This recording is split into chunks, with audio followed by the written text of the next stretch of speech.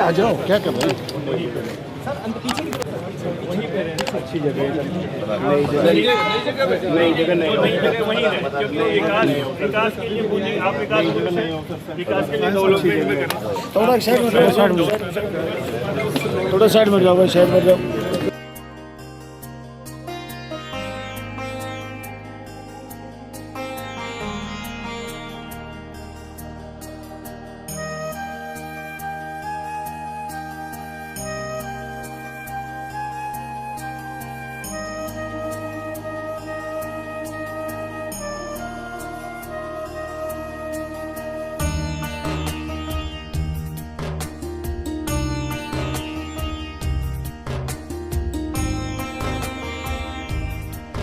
और स्थान ग्रहण करें।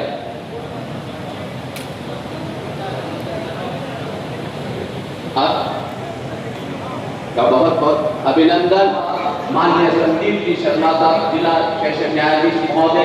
और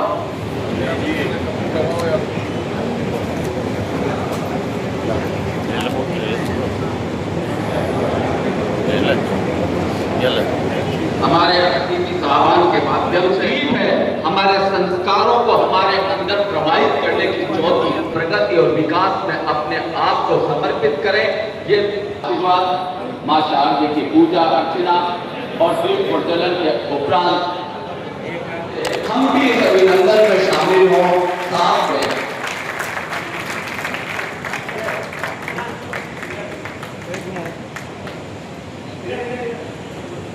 विशिष्टता रखती है, विभिन्न क्षेत्रों की अपनी शैली, उसी शैली के माध्यम से स्वागत करें और जोरदार तालियों से हम इस अभिनंदन में अपनी सहभागिता सुनिश्चित करें।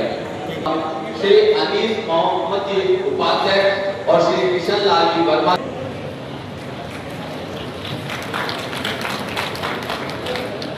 यह अभिनंदन, यह स्वागत हमें ऊर्जा प्रदान करता है, हमें प्रेरणा प्रदान करता है।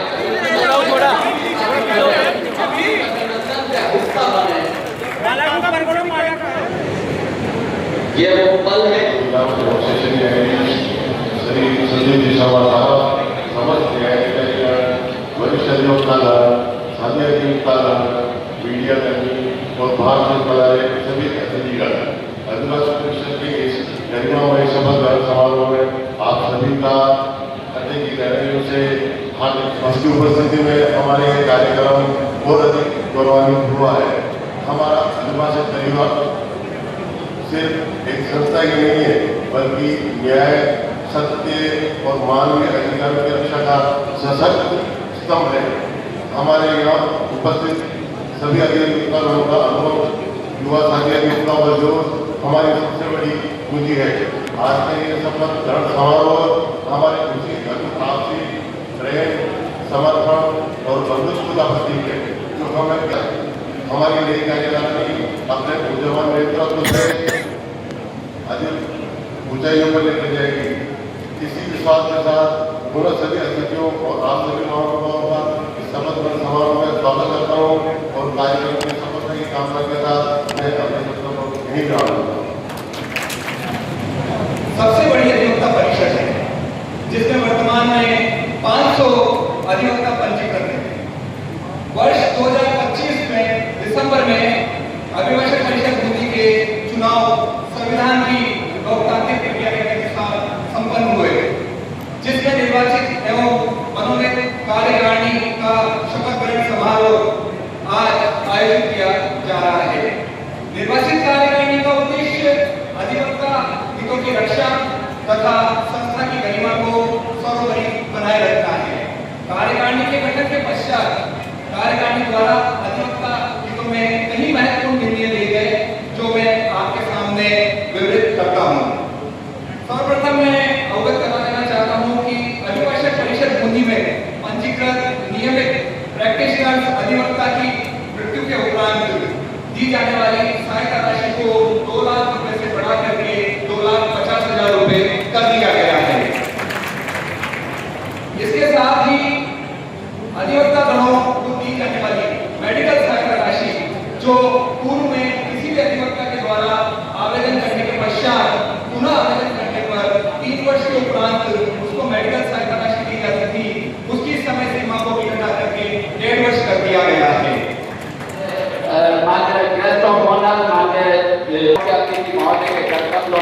ये अभिनंदन और मुझसे जिन्हें आपकी जोरदार तालियों से कि हम भी इनके संविधानों से अधिक फतेह अधिवक्ता के रूप में अपनी सेवाएं दी है। आपके अभिनंदन है तो मैं माननीय लोकसभा अध्यक्ष माननीय राम नारायण जी मीणा साहब अगले क्रम इसी श्रृंखला में आमंत्रित हैं श्री श्याम दत्त जी दादी, श्री रामचंद्र जी शर्मा साहब, रामदत्त जी शर्मा साहब,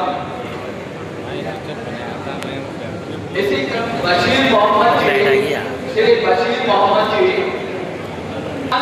रैंक हासिल करके बूंदी को एक विशिष्ट पहचान दी, जिसके संदर्भ में माननीय साहब आमंत्रित है सुरेंद्र श्रीनाथ किशोर जी गुप्ता, श्री श्रीनाथ किशोर जी गुप्ता,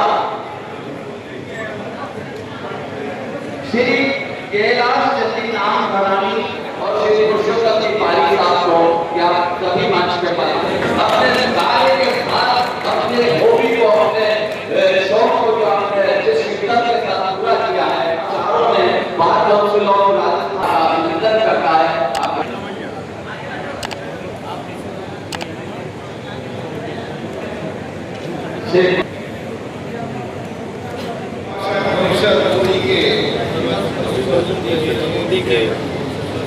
सदस्य के रूप में चुना गया हूँ, ईश्वर की शपथ लेता हूँ कि सत्यनिष्ठा से प्रतिज्ञा करता हूँ मैं अभिभाषक परिषद की मर्यादा, अभिभाषकों के हितों और न्यायपालिका की क्षमता बनाए रखने का संभव प्रयास करूंगा। मैं अपने कर्तव्यों का पालन ईमानदारी, निष्पक्षता और बिना भय और पक्षपात के करूंगा और कार्य शिक्षण के नियमों का पालन सुनिश्चित करूंगा। आप सबको बधाई शुभकामनाएं।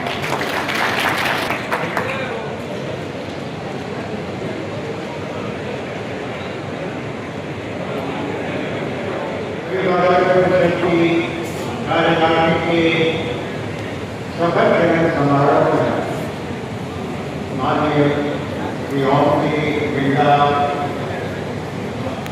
अध्यक्ष लोकसभा और हमारे लोकप्रिय सांसद मंच पर विराजमान जिला सत्र न्यायाधीश आदरणीय शर्मा साहब, संदीप जी शर्मा साहब और वार्ड के अध्यक्ष सम्माननीय नारायण जी साहब, सभी कार्यकारिणी के सदस्यगण, सामने विराजमान पार्टी पूर्व अध्यक्ष सेक्रेटरी, सभी वरिष्ठ अभिभाषकगण जिन्हें सम्मानित किया गया और सभी अभिभाषक परिषद के सदस्यों को साथ ही बूंदी के वरिष्ठ राजनीतिक कार्यकर्ता के सामने विराजमान है, उनकी उपस्थिति में गरिमा है। तो उन्होंने अपनी मर्जी से, अपनी इच्छा से बाद के अध्यक्ष जी को ये निर्देश दिया कि मैं भी आपके सामने अपनी बात इसलिए मैं बिरला साहब का आभार हूं। मुझे इस बात का गर्व है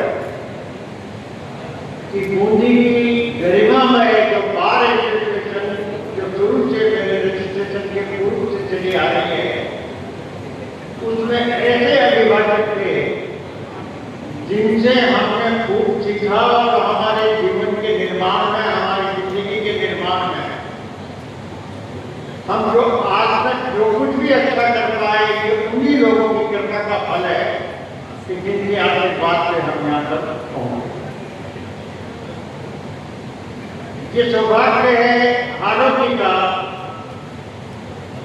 कि यहाँ पर पैदा हुए राजस्थान हाई कोर्ट के दुर्गा चंद्र जी दवे साहब वर्षों तक मुख्य न्यायाधीश रहे। उनके पुत्र विनोद जी दवे राजस्थान उच्च न्यायालय के न्यायाधीश रहे। सरकारी प्रक्रिया इतनी धीमी और इतनी धीमी है कि आपकी इच्छा होते हुए भी, आपकी भावना होते हुए भी सरकार इस गति से इस बात को आगे बढ़ा रही हो, बड़ी धीमी है। रोडवेज का यहाँ से संपूर्ण रूप से खाली होना, इसको न्यायालय परिषद के साथ प्रशासनिक दृष्टिकोण के फैसले के साथ मिलाकर के व्यापक रूप से बहुत आसानी से बनाया जाए। और ये जब बनेगा जब आप व्यक्तिगत रूप से राजस्थान सरकार के मुख्यमंत्री जी को, वैसे तो देखो मुख्यमंत्री जी की पावर तो आपके पास ही है,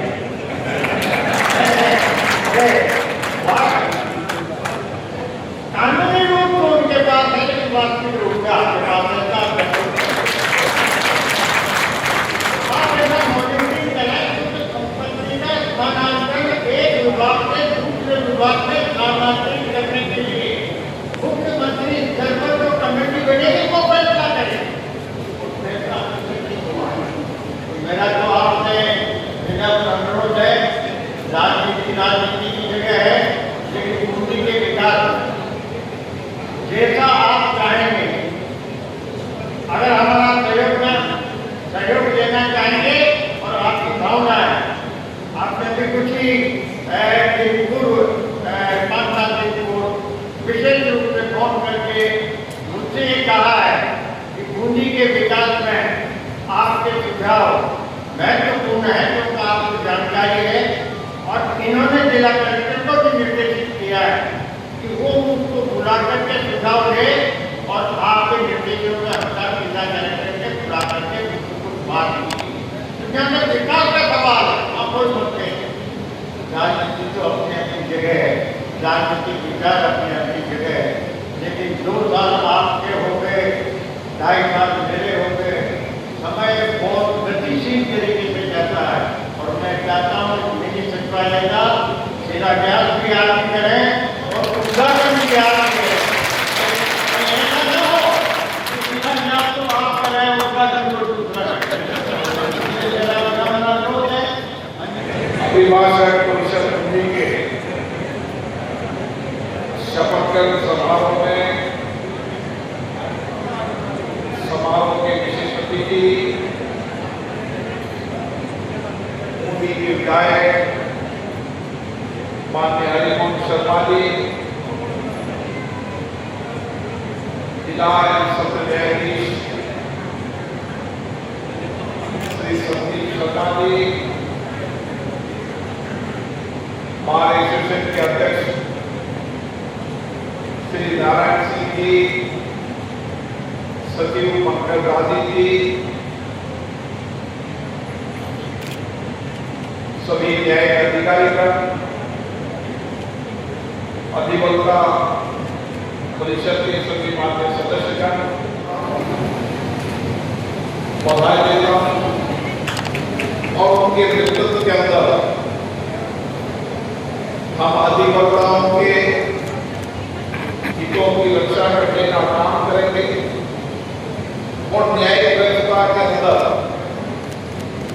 किस तरीके से सुधार हो सकता है उसके लिए भी सुझाव देंगे और किस तरीके से आने वाले समय के अंदर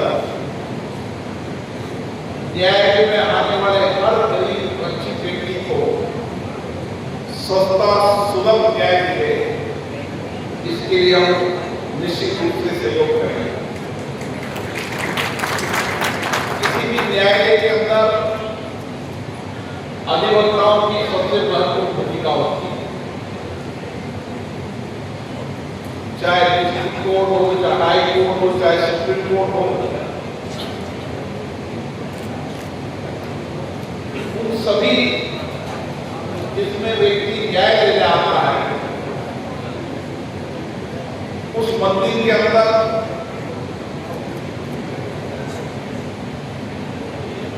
सबको न्याय मिले, सुलभ मिले, सरलता से मिले,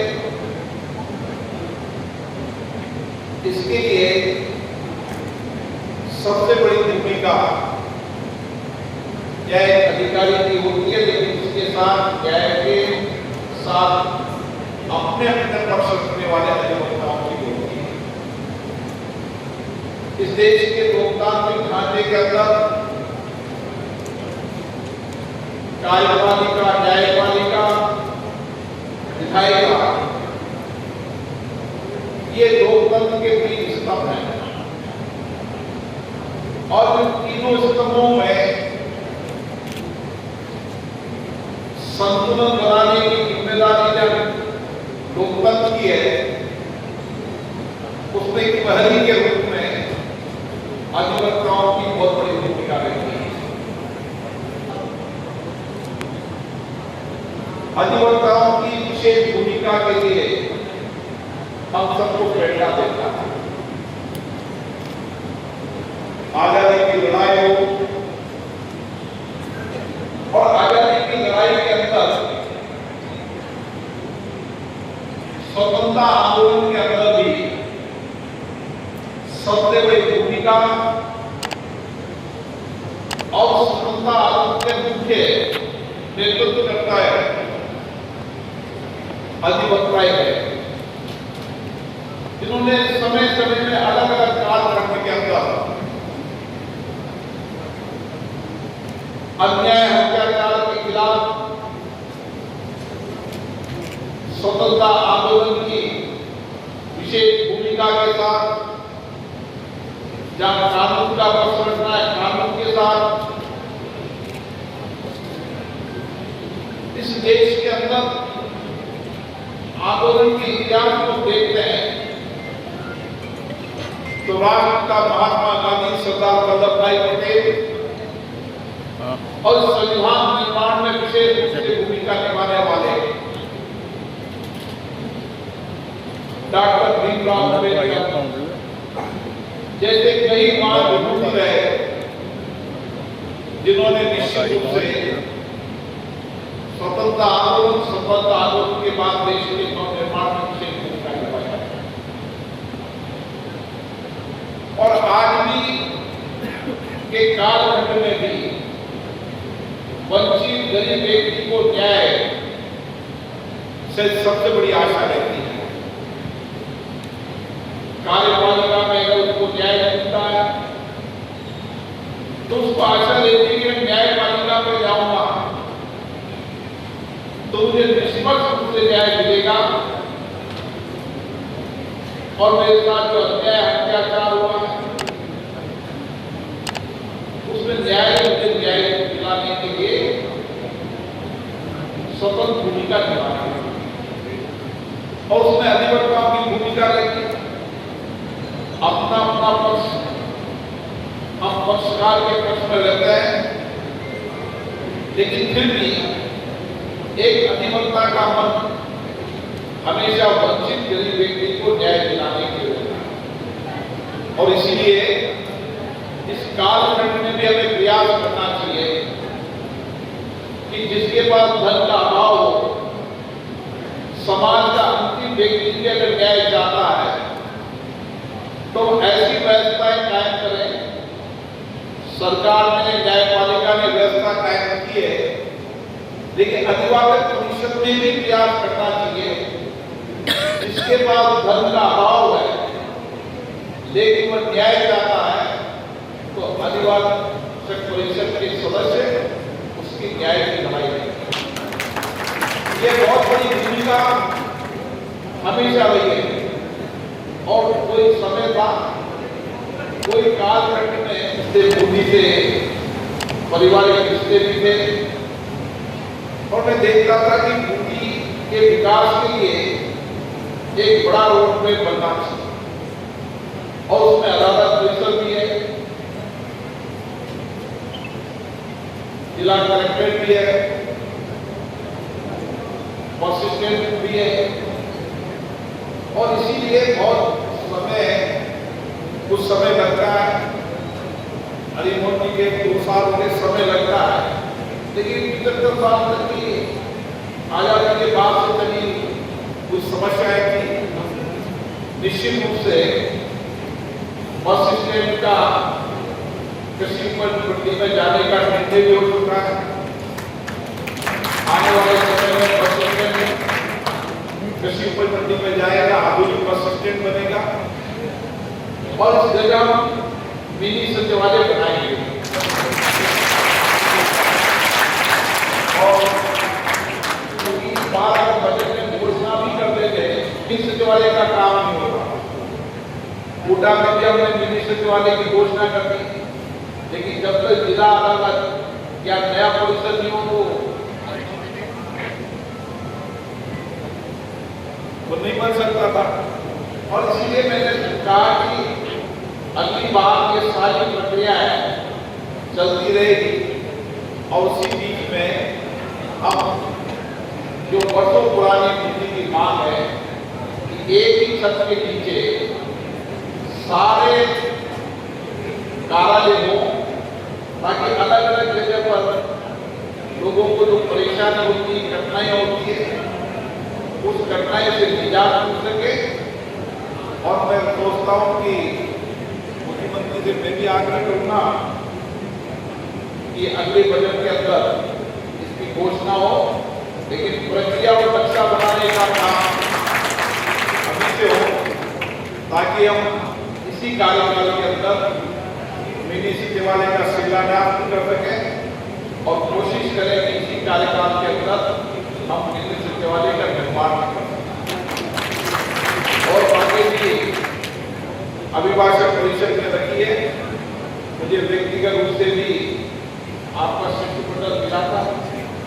निश्चित रूप से जब मिनी सचिवालय बनेगा तो जो कुछ भी व्यवस्थाओं में कमी है, चाहे हमारे न्यायिक अधिकारियों की बैठने की व्यवस्था हो, चाहे अधिवक्ताओं की बैठने की व्यवस्था हो, और विशेष रूप से जो न्याय के लिए आते हैं, दूर दराज के गांव से आते हैं, उनको बैठने की ठीक से व्यवस्था हो। निश्चित मानी है कि जिला कलेक्ट्रेट के साथ जिला वरिष्ठ न्यायाधीश भी जितने धन की आवश्यकता है लगाया जाएगा, लेकिन उसको भी सचिवालय का अहम हिस्सा होगा, ताकि एक ही छत के नीचे सारे ऑफिस हो जाए, ताकि किसी को काम पड़े तो वो एक जगह आकर अपनी सुविधा का काम कर सके। मैं पुनः अधिवक्ता परिषद को बहुत बहुत साधुवाद देता हूँ, बधाई देता हूँ कि उनके नेतृत्व में, उनके कार्यकाल में जहाँ बुनियादी इंफ्रास्ट्रक्चर है, मानवीय संवेदना के साथ मुख्य अतिथि महोदय को अभिभाषक परिषद बूंदी की नवीन कार्यकारिणी द्वारा अभिभाषक परिषद की नवगठित कार्यकारिणी को बहुत बहुत शुभकामना, बधाई। निश्चित रूप से इस देश में अधिवक्ताओं का बहुत बड़ा योगदान रहा है। आज़ादी की लड़ाई, आज़ादी के बाद देश को नवनिर्माण, संविधान बनाने से लेकर सामाजिक राजनीतिक क्षेत्र के अंदर भी अधिवक्ताओं का बहुत बड़ा योगदान रहा है। सबको सस्ता, सुलभ, त्वरित न्याय मिले, इसके लिए अधिवक्ताओं की बहुत बड़ी भूमिका होती है। मुझे आशा है बूंदी जिला बार एसोसिएशन इस दिशा में काम करेगी और संवेदना के साथ समाज के अंतिम व्यक्ति को न्याय दिलाने में न्याय मित्र की भूमिका निभाएगी। बहुत दिनों से बूंदी में मिनी सचिवालय की मांग थी। मुझे आशा है कि अगले बजट सत्र में हम बूंदी के अंदर जो वर्षों पुरानी मांग है, यहाँ पर एक छत के नीचे सारे सरकारी कार्यालय हों, ताकि लोगों को अलग अलग जाना न पड़े। निश्चित रूप से है कि मिनी सचिवालय बनेगा उनके अंदर बहुत बड़ी। तो इसी तरह हमारे साथ बने रहने के लिए देखते रहिए दर्शन न्यूज़, जो है आप सबका अपना विश्वास। व चैनल को लाइक, शेयर व सब्सक्राइब करना ना भूलें।